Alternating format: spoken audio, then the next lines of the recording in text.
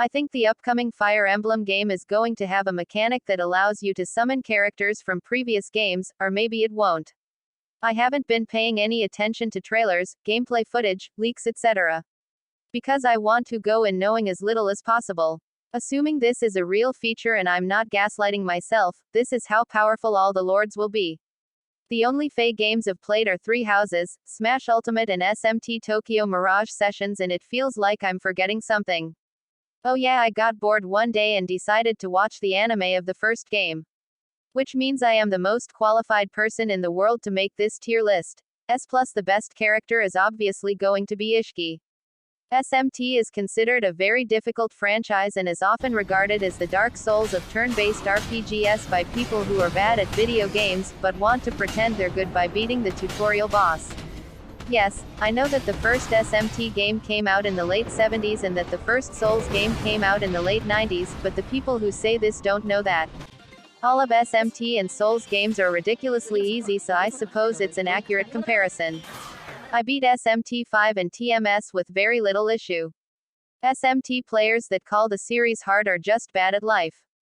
But if we want to pretend he came from a bull *** hit really tough game, it would make sense that he would wipe the floor with enemies that are from a game franchise that is sometimes kinda hard.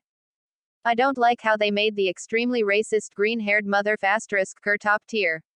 I get that most of the people that use him are just tier ***res and aren't actually that racist when graded on a curve. But I still judge them. The boring brown-haired bland self-insert protagonist is bland and boring, but he gets the job done with little effort. That blue-haired person sucks and belongs in F tier, but their rabid fans are going to kill me if I don't mention how good they are on the final map as a fodder unit that blocks bullets. I mean, they can cheese the final boss, but it takes 5 times as long and it's not like the boss fight is that hard anyways. The not that racist green-haired lady is really good and kills almost everything almost all the time. Lucina is like the previous girl, except she uses swords to kill almost everything almost all the time, but unfortunately is a nasty habit of killing herself all the time. The teal-haired girl with an annoying voice is unfortunately really good and will only shut up if you throw 50 enemies at her, and even then she'll probably still be alive. Despite the devs' best efforts, the 3 house leaders are not the best units in the game, even though they are the most expensive DLC. But they're still good. Lunchina's grandma buffs Lucina's damage, making her the best low mid-tier character in the game. This blue-haired guy is a huge A** shoal, making him the 3rd best low mid-tier character. The dumbest man in FE history is pretty good at killing things sometimes. Just like in Smash Ultimate, Roy is mid-tier, the evil blonde girl is just barely high mid-tier. Roy 4, F and %K2 and 3 Revelations, sucks and is low mid-tier despite being the exact same character as Roy. The ugly orange-haired guy with a stupid-looking mustache has some kind of cool gimmicks but is lackluster. The stupid little girl is borderline useless and I'd like to stomp on her while she's crying on the floor if I ever get the opportunity. Her fans are the worst, they're so much more annoying than that other girl higher on this list. Anyone who thinks she's fine, or God forbid, waifu material, definitely has brain damage. Or they don't have an excuse and are just dumb and undeserving of basic human rights. Despite the devs' best effort, Byleth is not the best character in the game, even though they are the most expensive DLC. But they're still upper mid-tier. The blue-haired protagonist on the pile of other blue-haired protagonists has nothing interesting to talk about. Mars sucks at everything and he isn't even from a real Fire Emblem game. This girl just decided to put herself in D tier without me doing anything. I swear I'm not making this up, we both know I'm physically incapable of doing that. I hope this is really funny if you know anything about her.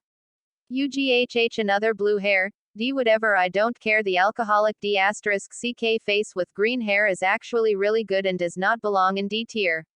The incestuous golden-haired boy is surprisingly viable and able to sometimes kill enemies with 1 horsepower remaining.